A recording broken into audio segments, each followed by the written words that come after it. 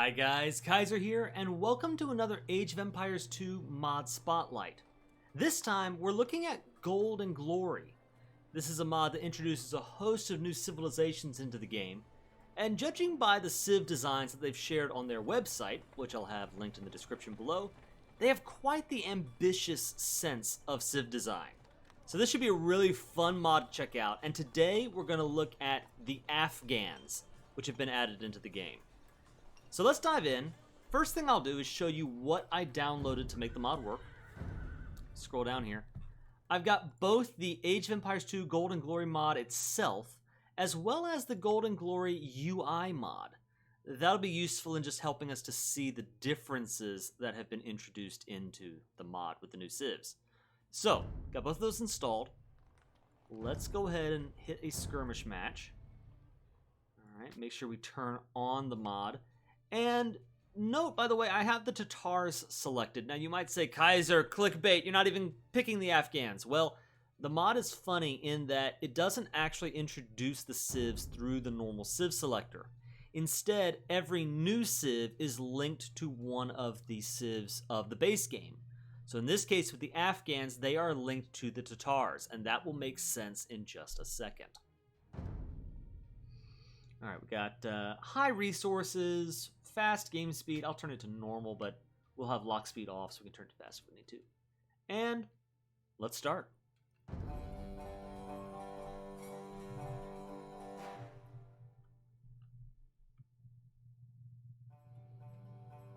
Now I'll start off with my opening moves. And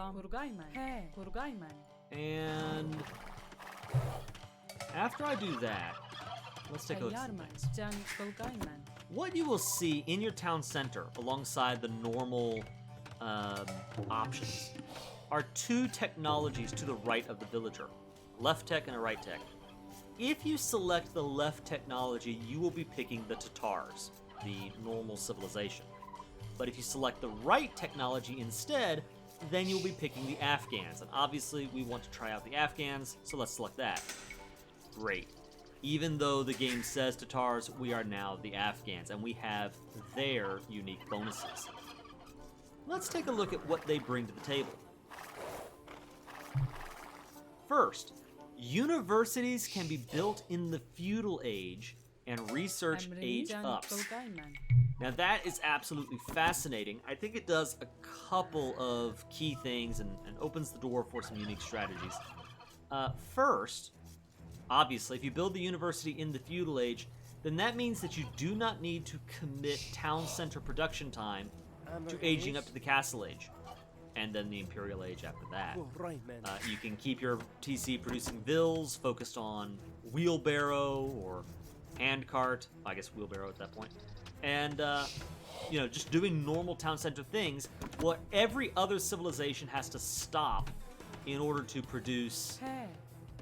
In order to go up to the Castle Age, you as the Afghans don't need to worry about that.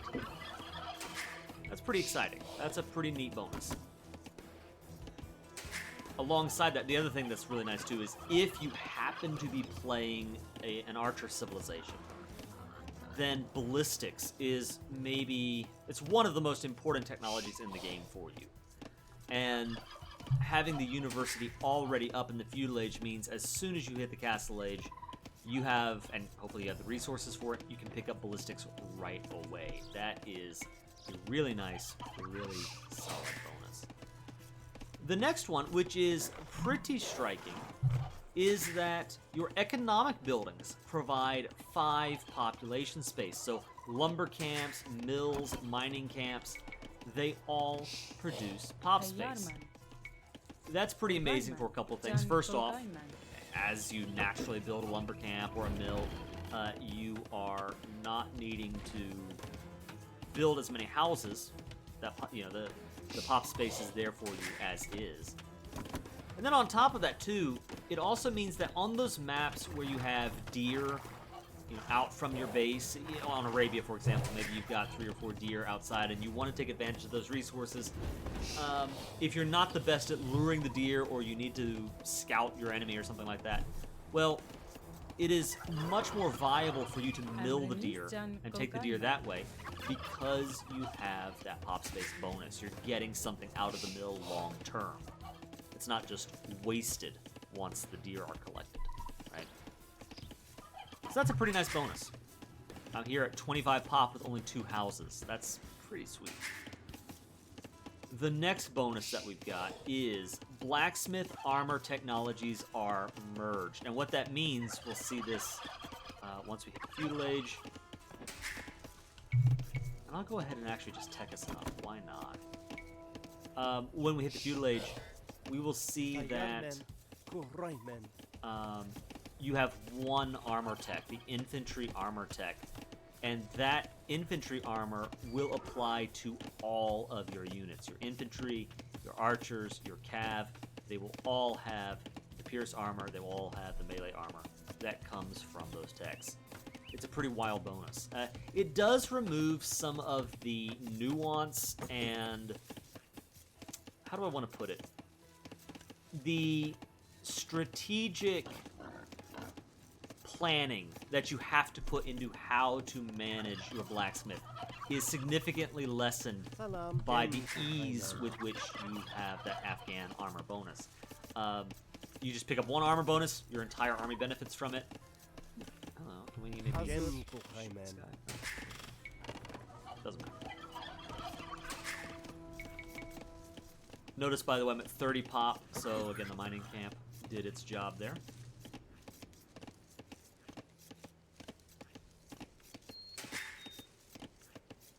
The other thing that's really nice, too, is it gives an Afghan army composition a great deal of flexibility. I've already theorized that you would probably want to open up with the Afghans as some kind of archer civ, do a kind of archer push, get up crossbows, and get that ballistics upgrade right away. And then maybe you want to make a switch into steppe lancers. And I say steppe lancers for a reason we'll explore in a second. But if you want to switch over to steppe lancers, then you don't have to worry about picking up the armor upgrades. As long as you got them already for your archers, you're set for your cav. So you are you're much more flexible as the Afghans than you are as, you know, a typical civilization. That's a pretty interesting bonus. Right, I got a blacksmith up. And let me go ahead and build a barracks here. And let's get a university up as well to try out this pretty unique bonus. So here we are. We're in the Feudal Age, throwing down a university. Typical AoE things, right? That's how this game works.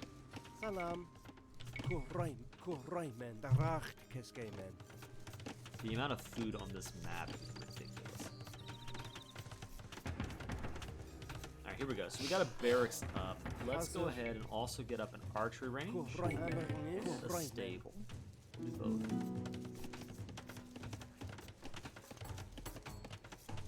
Hazır. Selam. Kurgayman. Tayyar hazır. Avgıçık, avgıçık kaymen. Emriniz. Bağaymen. Derhal avgıçık kaymen. Alright, so here we go. You'll see the university, and if we did not have the prerequisite buildings, this icon would simply not appear. Like in the town center, it's red, but in the university, it doesn't show up at all. But we do have buildings, and we have the resources, so I can advance to the castle age from the university. That means that I can continue to produce villas from my town center. That is a really nice delayed economic bonus. It's pretty unique. I like it. I do wish that the university provided you with a little bit more. I think if you're not going archers, I don't know that the university offers you a whole lot that's terribly exciting right out of the gate. I don't know what that looks like, but still, it is nice being able to... You have to put in the wood, of course. Maybe if the university were cheaper, that could be useful too. I don't know, but it is nice that you have the university. You can throw that down. I know you can research while keeping your تیار من در حال کارگاه من Okay, real quick, let's do this and this and that.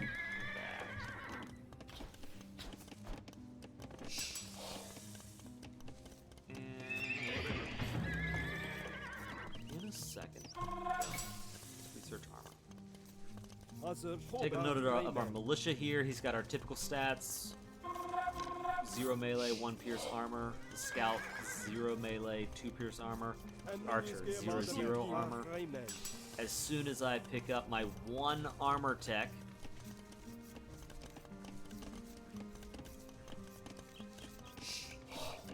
boom, there we are. Now all of my units Hazır. have that additional armor. Emriniz. And you'll notice the archer actually has 2 pierce armor. That's because of the last bonus that I have not yet mentioned. Foot archers have +1, +2 pierce armor in Castle Age and Imperial Age, respectively. That is pretty neat, and that does mean that's another reason I think you'd want to go archers as the Afghans, is because in an archer versus archer fight, you have that additional pierce armor, which would give your archers the edge. It's a really nice bonus. Now, in my testing of the mod, and we'll go ahead and emriniz run this just to see if it works. کارگاه من In my testing of the mod, the castle unique text and the unique unit did not appear correctly. I actually got the technologies of my opponent instead. So we'll see if it does that again. I'm suspecting that's what happens, سلام کارگاه من in which case we will just talk about what the mod should offer, تیار من and perhaps they will fix کارگاه that من. in the future. Salam. Avgı hazır. Avgı çıkayman.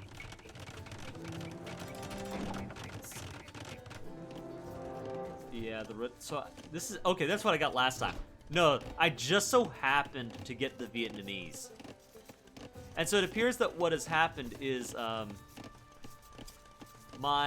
guess they've given the Afghans as a temporary situation. They've given them the Vietnamese castle, so I have the Rattan archer and Tusk swords instead. We'll ignore that then. What they're supposed to get is pretty interesting. Their team bonus. Lancers, camels, and elephants have +2 line of sight. That's pretty useful, if not maybe a little bit niche. Most civilizations don't have access to steppe lancers or elephants. Camels are more readily available, but not typically a scouting unit. Big synergy with the, is it the Gujaras, who start out with the camel scout. That, it would be really nice for them. You already have the camel scout, then +2 line of sight on top of that. You would have line of sight rivaling a Mongol scout, I'm guessing, if you have a Afghan ally. For your first unique tech, Lancers have an additional +3 attack, and it is for that reason that I suspect you would want to go Lancers instead of Knights. Picking up that unique tech gives them a lot of punch. And of course, Lancers have that additional attack range as well, if I remember correctly. Lancers have the 1 attack range. If I'm not mistaken on that, that's how it works. It's been so long since I've actually played with Steppe Lancers. I think my average age plays on the Cumans was the last time that I actually played with them. It's not very common, but I think they get +1 range. Let's actually find that out, or not. Steppe Lancer. There we go. Look at this. Wow, they have everything. Scout Cav, Knight, Camel Rider, Battle Elephant, and Steppe Lancer. They must be the only civilization in the game that have access to all of those units. Yeah, +1 range. That's right. So you have range, and then you would have way more attack than a Knight. Knights, I think, typically are the harder hitting unit, but with that unique tech, that would change the scale, tip the scales quite a bit. Probably the Knights would be a little bit sturdier, I guess, but the Lancers, I think the attack damage would be overwhelming. Go Lancers to that. And then the second unique tech, this one is wild.